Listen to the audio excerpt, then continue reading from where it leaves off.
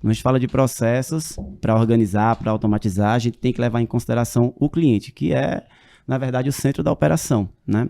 Então, quando a gente fala de, por exemplo, departamento contábil, né? Como é que faz para automatizar o processo? Como é que faz para o cliente entregar a documentação? Como é que a gente consegue organizar internamente o processo para entregar uma contabilidade atualizada para ele? Isso é uma grande dificuldade, né? Porque nos processos, isso é uma coisa que eu acho muito interessante. Quando você vai criar um processo, se o processo for interno, você vai performar ele perfeitamente. Por quê? Porque é você e o seu time. Sim. Mas quando você depende do cliente, né, o cliente, olha, sou eu que estou te pagando, então eu faço se eu quiser. Né? Você tem que me agradar, você tem que me convencer que isso daqui vai ser bom para mim. Então, no final das contas, quando você cria um processo, você tem que tentar simplificar o máximo para o cliente, né, para convencê-lo. E aí, no bastidor, você vai ter que se virar para fazer aquilo acontecer, mas claro, né, trazendo uma performance bacana.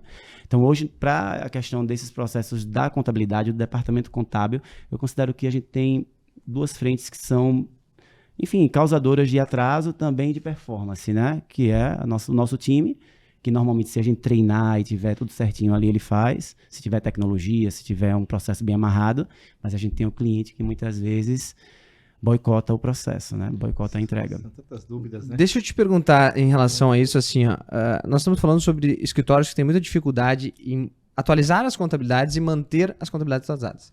E as reclamações maiores são porque o cliente é muito desorganizado, sim, não manda documentação, tem que ficar implorando. Quando chega um volume muito grande que não dá conta de fazer. Então, assim, quais são os principais causadores da contabilidade atrasada e quanto disso é culpa do cliente e quanto disso é culpa também de processos do escritório? Como é que tu enxerga isso? Então, as duas frentes estão envolvidas aí como causadores, né? Só que a empresa de contabilidade, ela tem que encontrar a solução. Né? A gente fica ali na zona de conforto. O cliente não manda, então tá tudo certo. Quando ele entrar em contato, eu digo, você não mandou. Aí o cliente entra em contato pedindo, porque precisa para o banco, precisa para qualquer outro financiamento. E aí você diz, mas eu não tenho como te entregar nesse prazo porque você nunca mandou documentação. Aí o cliente fala, tá, mas você nunca me cobrou, você nunca me lembrou. Então, na verdade, a solução que eu encontro para isso é a conscientização do cliente. Primeiro, no ponto de vista financeiro, né? Porque a gente depende do cliente fazendo o financeiro dele para que a gente receba a documentação organizada. Então, se o cliente não tem um financeiro, você não tem como receber uma documentação, os insumos que você precisa para fazer uma contabilidade bem feita. Né? Então, o primeiro ponto é esse. O cliente não quer fazer por meio de um RP de gestão, ou o cliente quer fazer... Das duas formas você vai ter que conscientizá-lo que o financeiro vai trazer uma visibilidade do negócio dele para ele e também para a contabilidade, para que a contabilidade entregue. E também fazer com que o cliente enxergue valor no que você vai entregar enquanto contabilidade. Isso é educação. Não tem outra forma. Você não vai conseguir amarrar o cliente e dizer ele, você vai ter que fazer de qualquer jeito.